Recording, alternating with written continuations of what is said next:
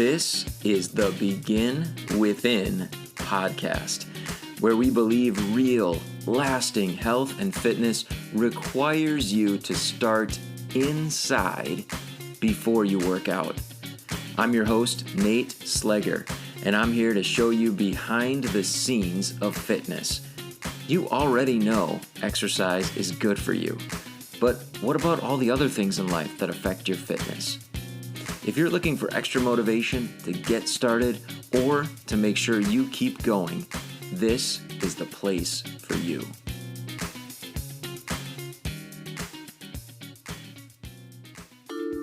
Produced by BeginWithin.fit. Improving health is about so much more than just losing weight. But I realize weight loss might be the goal that brought you here to the Begin Within podcast. That's why I wrote my latest book, 5 Ways to Stop Wrecking Weight Loss, to reveal the 5 areas that I see are most overlooked by the people that I work with who want to lose weight. Each one of the chapters in this free ebook describes that specific area that you need to focus on to improve your health and get great permanent results. And it also links back here to episodes of the podcast where we've had experts on the show talking about that specific area. So you can benefit from those previous episodes while you're learning about how to maximize the results that you're after. You can get your free copy of my ebook, 5 Ways to Stop Wrecking Weight Loss, by going to beginwithin.fit/ebook or going to the link in the show notes. Now is a great time to do a little multitasking while you're listening to the start of this episode. Head over to grab your free copy of my book, 5 Ways to Stop Wrecking Weight Loss. If you missed the URL, here it is again, beginwithin.fit/ebook, or there is a link in the show notes for you. Grab your copy, and now let's get on with today's episode. My guest today is Parker Olson. He is the founder and CEO of a company called Forij, based out of Seattle, Washington, and he'll tell you about the products that they offer and what they do in the episode. Interestingly, he has also gone on a little bit of a journey when it comes to diets. He did 18 different diets in 18 months, 1 diet per month, and he's here to tell us about some of the big lessons that he took away from that experience. So what I'd love for you to do is really enjoy what we're going to learn about the components of keeping our body running well, as well as having an experimental mindset. You're going to see that in Parker's expressions. And it's something that we've talked about on the show before, something that I believe is really going to serve you in your own health and fitness journey, having that mindset. So see what you can pick up from my interview with Parker Olson. I still remember the day when I became intrigued about, I guess, what we'll call dieting, or I like to refer to it as testing nutritional regimens. Doesn't quite ring off the tongue the same way. I was in my brother's car. I was in college, University of Minnesota. It was winter. It was dark and cold, and he had been testing the the Whole30 diet at the time, and he told me about this thing called Tiger Blood. Have you heard of this? No. Mm-hmm. Okay. So there's there's dieters and people who talk about all the benefits you get from certain diets, and the Whole30 diet specifically, people tout getting what's referred to as the Tiger Blood. Okay. And I'm scared. And people report having improved vision, and typically improvements across the 5 senses. So they're able to taste more intimately. They're stronger, all these things, and are sleeping for less amount of hours, but just feel very refreshed. And I remember my brother going through the Whole30 diet, and him saying, he's like, I actually, the other day I caught myself at work and I was looking at something from across the room at my desk, and it kind of hit me that I hadn't really noticed it before. And in my mind, I'm like, okay, I wonder if this is the Tiger Blood. I felt like my vision was improved.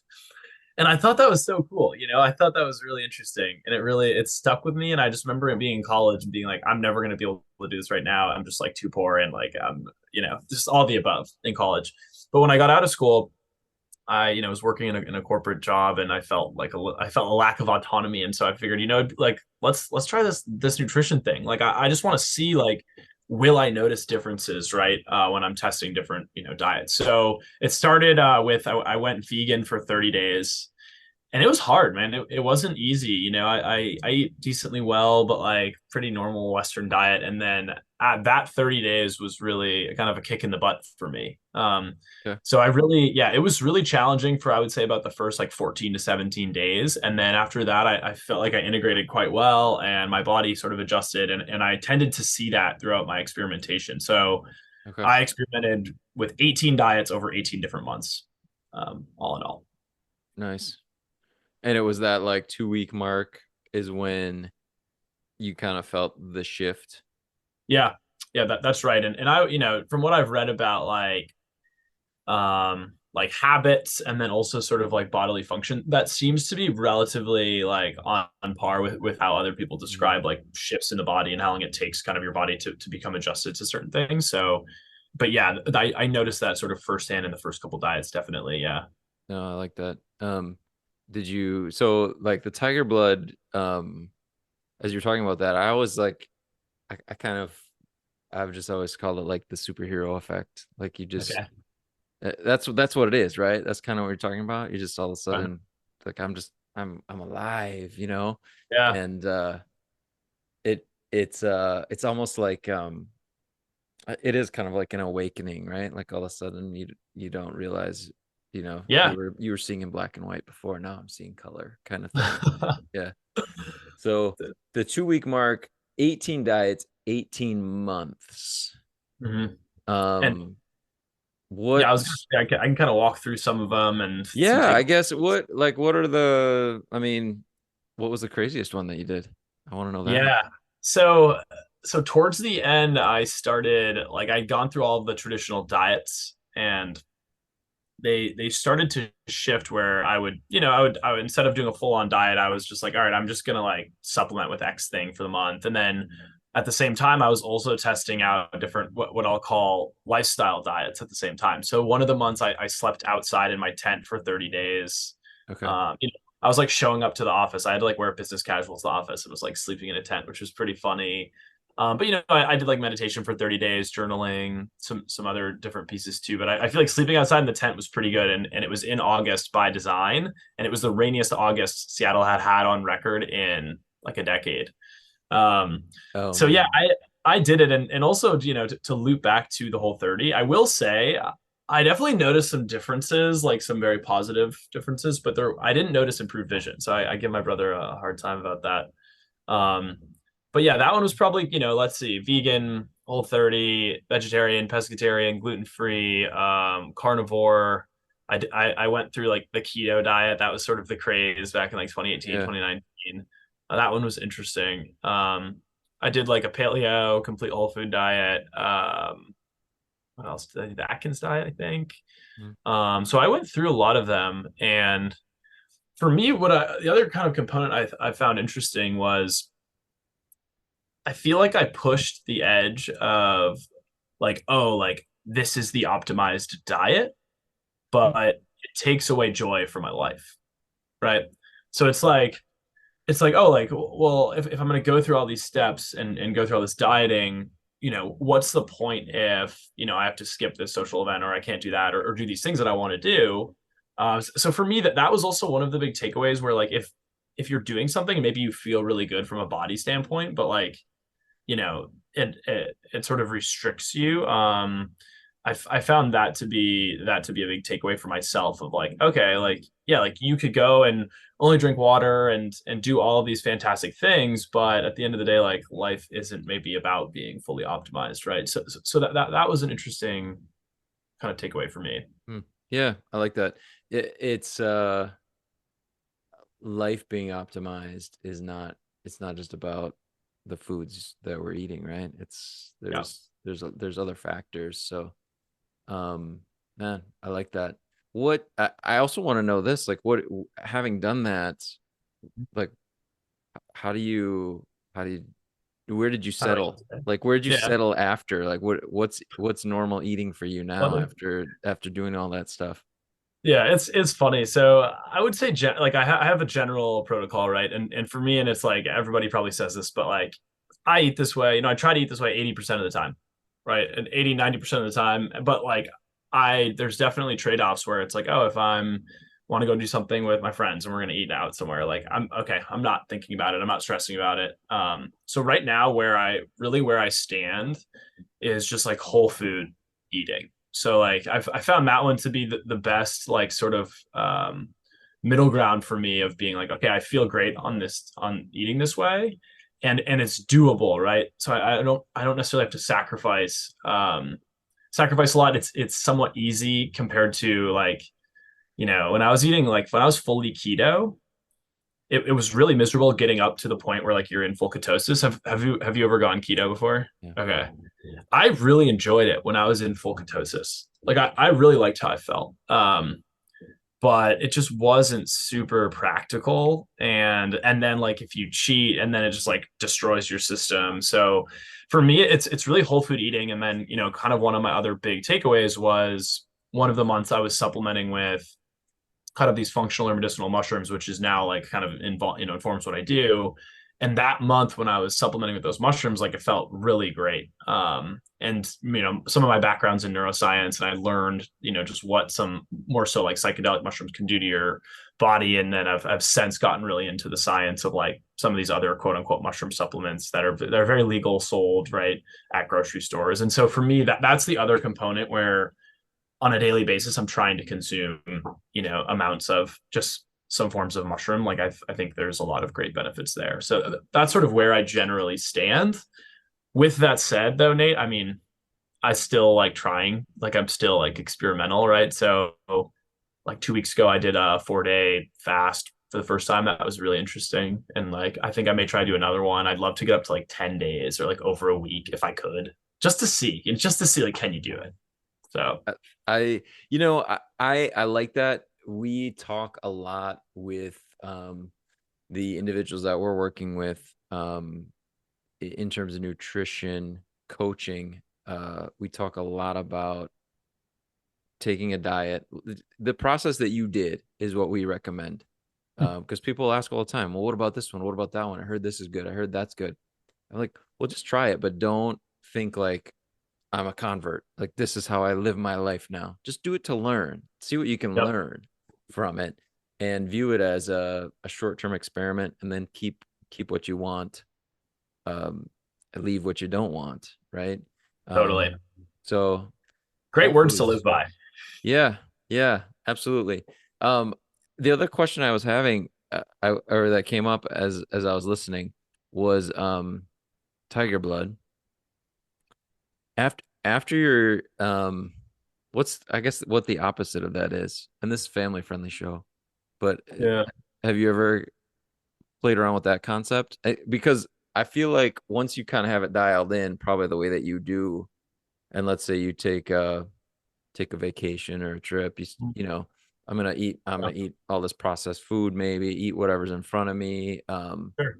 You start to feel that like brain fog feeling or whatever it is, right? Yeah. Yeah. For me, it's like shows up where it's like I'm tired, I'm undisciplined. Like I see it spill over into like oftentimes work and other aspects. Like I'm undisciplined.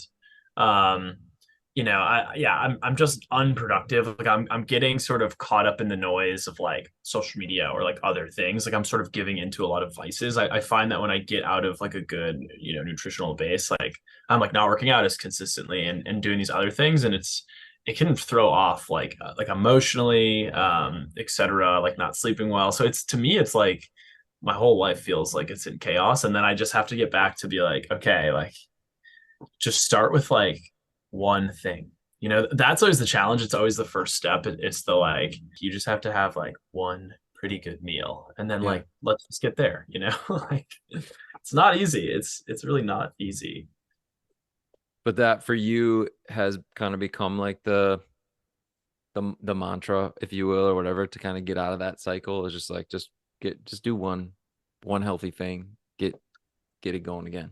Yeah, I do that. Like other things that are helpful for me is like I feel like I've tapped into like I found activities where that like really bring me joy. And so if I'm like really out and most of them are physical. So if I'm like out of the swing, sometimes I just have to pause and be like, all right, like let's go do X thing that brings you joy. Like I really like cycling. So it's just like even cycling around the lake in Seattle like brings me joy. And it's like I now understand I almost have these like reset triggers where it's like that can like trigger me coming back and then like eating well, and then that is just like the start. So that's what I found to be really helpful for me to get back on track, because it's easy. I think a lot of people, especially with social media, everyone believes everybody else is just like it's easy for them and everything's all good, and that's just it's not the case for anyone. Nice, nice. I like that. The reset triggers that I like that concept. Yeah, well, I guess what question do you like have things where you're like, I know if I do like it, X thing brings me joy? Oh yeah, absolutely. Yeah. Yeah. I mean, and I've always I guess kind of feel like I take a little bit of personal pride, I guess, in understanding when I need what I need. Hmm. Or I'm just Hmm. like, ooh, like today it's Monday morning, and normally it's like it's Monday, like boom, let's go to work, like let's do it. I'm ready to rock. And today I was like, today is a day I need to sit out on the back porch with a cup of coffee before I do other stuff, and just like watch the birds and just have some time outside. Yeah. And the concept of reset triggers, what you said, just like bing, just resonated for me because it's one of those things like, oh, what do I need? I need that's what I need. Let's go do Mhm. that. And then after that, I'm good to go. Is that how you're experiencing it too? Yeah, totally, totally. I feel like it's for me too. It took me like a while to recognize like what those things were that would be helpful, but also like when you need them, like how to prioritize them. It's again, it's because it's like, oh, well, X, there's so many urgent things in front of you demanding your attention, and it's like it can feel overwhelming or anxiety inducing, and so it can be hard to just like sit there and reset completely. Yeah. Yeah. Cool. Could we talk? I know you mentioned before we kind of started rolling about triathlons. Yeah, Could yeah, you tell me about how you got into that and how totally. nutrition has now influenced that side of your life? Totally. Yeah. So I was 2018, I started doing some of this dieting, and around the same time, I had recently moved to Seattle. And I like through a coworker went to this like weekend beach thing, and I met some guys there that I just like liked, and they were like, yeah, we're signing up to this half Ironman. Like you should do it. And in an effort to make friends, I was like, I'm in. And I like ran through high school, but not real. Like I ran mostly through middle school, but like and like I'm athletic, I guess. I don't know. Like I'm in okay shape, but like pretty daunting. And I just was like, man, I'm just gonna sign up. And was doing some of this dieting, and then I started to get my butt kicked like on some of the bigger workout days. And COVID hits, the race has to be canceled, but we decided we would do our own race. And Okay. are you familiar with the term bonking or Mm-mm. bonked? No. So I bonked in this race. And so it was a half Ironman race. So 1.2 mile swim, 56-mile bike, and then 13.1 mile run. Oh boy. Yeah. And bonking basically refers to like when your body just like it doesn't have enough like calories, so fuel, or like electrolytes, so salts, like keep your basically like your neurons firing, Hmm. and you bonk, where like you effectively lose muscular control. So it hit me around like mile 5 of the run, and I could not physically run, like could barely physically walk. Like it was like I like couldn't move my leg muscles to run. And so that was an awakening for me of like, okay, obviously the body like needs fuel. And I think a lot of people get very intimidated by these big events because it's like, how could you ever withstand that much time? And what I've learned and come to love, and I've done a couple full Ironman since and a couple more half of like the body is like an engine, right? And so like you have to keep it greased and fueled. And a lot of people, in today's society believe like, okay, like I just eat 3 times a day, or I just like snack all day, and then I'm just like not hungry, and that's like good. But there's definitely some scientific basis around sort of like three core components of like keeping your body just in a running, maintaining state. And so it's like hydration, like fueling. So think like calories, and then like electrolyte salts. And so really just leaning in and trying, understanding like, okay, how do you consistently keep your body hydrated with enough electrolytes and enough calories so you can go and be physically active for even 24 hours? Like how could you do that? And so for me, I really kind of, it took trial and error of just like having to test, eating different things, trying different like salt mixes, different amounts of hydration. And there are some like triathlete coaches out there. You can read up on the science here, but that was another sort of awakening moment for me with nutrition and fitness of like, these things are so intertwined, like so intertwined. And it's really important to like test your body and test like what resonates with you. Maybe from it's just in what are you eating every single day versus also like what are you training with, and like how are you keeping your body quote unquote fueled like during workouts. So Awesome. Wow. That's crazy to me, because the swimming portion is the thing that like I'm just, unless I could have like the little floaty noodles or like the arm things. a lot of people do say that. I will say when you have the wetsuit on, it makes you really buoyant. So like instead of feeling like you're struggling to stay above water, you're actually like I could probably go swim a couple miles right now and keep my heart rate in zone 1 pretty consistently, because it takes so much weight off of your Hmm. body. Wow, maybe I'm missing out there. Cool. Could you tell me a little bit about your company and the best way for people to get in Sure. touch with you and check out the products? Yeah. So yeah, as mentioned, I got into what I do today. So I founded a health food company after doing this experimentation, this dieting. And for me, it was really like understanding and feeling like, okay, whole foods, kind of like low sugar whole foods, feel really good. And then also these sort of mushroom supplements. And I dove into the science on a lot of these mushrooms. I sat on the board of the largest mycological society, or mushroom club, in other words, for about 2 years, and became compelled like these mushrooms, or there are several mushrooms, but this category of sort of functional or medicinal mushrooms can provide a lot of benefit and sort of address a lot of mass health concerns. So health concerns that are affecting millions and millions of people. So specifically what we do today is we've partnered with the largest mushroom strain developer in the world. So they develop mushroom strains, right? They're cross straining and developing new strains.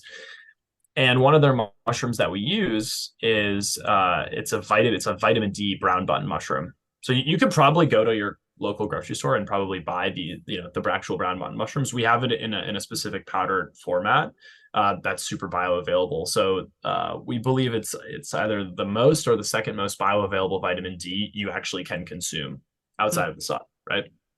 And so we integrate that into our food products. We have a loose bag of granola, like meal replacement bars, and it provides an excellent source of vitamin D. And so we're trying to address like the massive vitamin D deficiency issue really across the world. So, today, 1 in 2 people in the US are vitamin D deficient. It's higher than that outside the US, generally speaking. So that's sort of like one area we're looking right now of how can we leverage mushrooms and fortify, packaged healthy snacks with some sort of mushroom supplements to help people feel better, right? Yeah. Awesome. That's great. Um, what's the name of your company? Did you tell Yeah, me? I don't think I did. It's called Forij, so it's Forij. So yeah, you can look us up on www.forij.co. No M. Also on Awesome. Amazon. We sell in stores that we don't sell a ton in the Midwest, a lot on the coasts more so. So yeah, we're definitely a small business, but we've been growing well, and it's exciting. Oh, that's cool. We'll have a link in the show notes. Uh, Parker Olson, thanks so much for sharing your journey with the dieting and the lessons you learned with us, and also keep up the good work with the Yeah, products. appreciate the time, Nate. It's nice to actually connect after being a listener. All right, links again, as usual, are in the show notes. If you're enjoying listening to the Begin Within Health show, and I really hope you are, I want to invite you to just take a screenshot of yourself, listening to the show, post it to your stories on social media, and tag me, Nate Sleger, in the post, or just take a camera shot of wherever you happen to be. If you're working out, if you're taking a walk, whatever it is that you happen to be doing, or unless of course you're driving the car, don't do that while you're driving, please. But just take a picture of wherever you're at, tag me, and let me know that you're enjoying the show. I would absolutely love it. Love it when you guys do that kind of thing and give me an opportunity to interact with you. But I want to thank Parker Olson once again for being here on the show and for just the awesome, tips and lessons. I think lessons is probably the best word. Lessons that he shared with us from that experience of trying out those different diets. There's a couple big things that I love that I just want to rant on just a little bit with you. And of course, it's the experimental mindset. It's something that we talked about before on the show. And it's having that mindset of, I'm just going to try this. I'm going to see what happens. I'm going to see what I can learn from it. And we're not necessarily, doing the all in. This is my only thing I'm going to do. This is my last chance at improving my health. I'm going to get rid of all the bad food in my house. I'm going to get all the good food in. I'm going to start working out 5 times a week. I'm going to do all this stuff right now.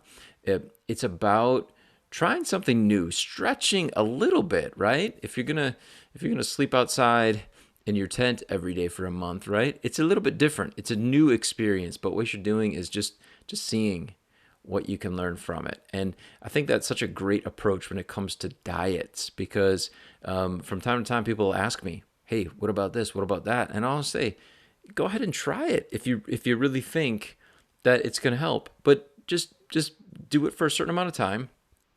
And see what you learn, see how it goes.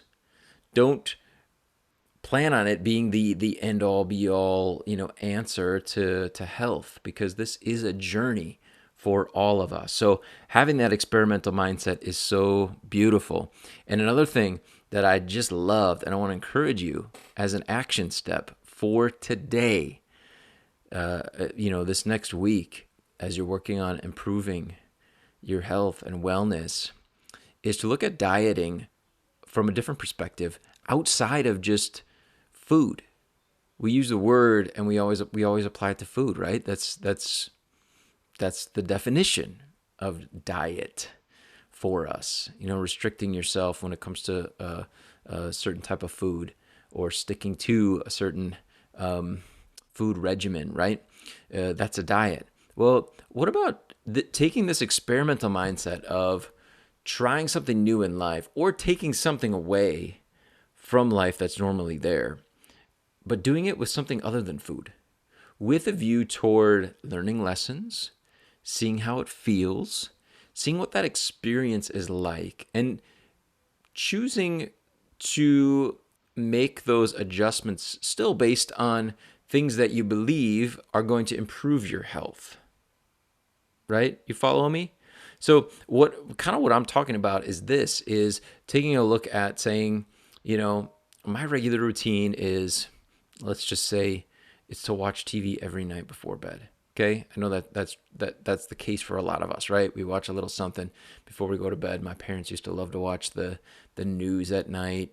And then whatever show came on after the news, that was just their routine. Now, maybe you have a routine like that. Maybe you're streaming some show that you really enjoy, something like that. What about this? As a suggestion, what if you go a week without it? Take it out for just a week and just see. Don't watch TV for a week. See what happens. See what other things you're able to do, other people you're able to interact with. Or maybe that you don't feel the same need to have some of the less healthy food that might typically go along with the nighttime TV watching. You know what I'm saying? You following me? Maybe look at life that way and just just try something for a short amount of time and see what you learn. We're not saying like TV, we're never going to watch it again, right?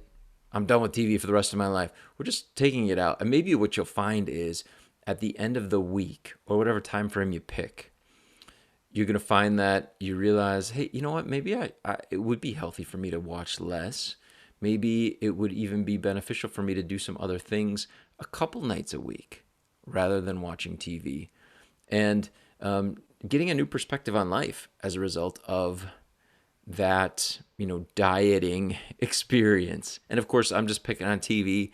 You could pick something else, social media, bedtime, wake up time, and just try it for a short amount of time. Just something that you really believe and is going to improve your health, and just give it a try, right?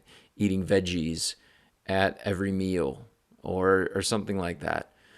And we're just seeing how it goes for a few days, for a week, seeing what you can learn, seeing how it shifts the perspective that you have on what healthy living is really like. I really want to thank Parker again for being here, for exposing us to these concepts and giving us an opportunity to stretch ourselves and expand a little bit by taking on that experimental mindset. If you enjoyed it, you want to do some further listening in order to kind of go down similar paths or get a more well-rounded look at it as far as things that we've had here on the Begin Within podcast and individuals that we've had on, you could go back to episode 8 with Harshad Maglani. And there we talked about how the self-experimentation mindset can help you. So go check out episode 8 or episode number 21. We talked about how I can find time to work out, along with other questions with Becca Candler, or episode number 44 might be a good place to go. That is why you need to ditch the all or nothing mindset. So I invite you to go check out episode 8, episode 21, or episode 44 to continue learning and continue exploring this area of personal growth and of improving health and fitness. I want to thank you so much for listening, for being here with me, for being part of this community, for bringing your time and attention, and of course, as well, for rating and reviewing the show. If you haven't done so yet, I would appreciate it so much if you would just take 30 seconds to do so right now before you move on with the rest of your day. But I thank you once again, and I want to encourage you to continue to take good care of yourself. I'll talk with you again soon.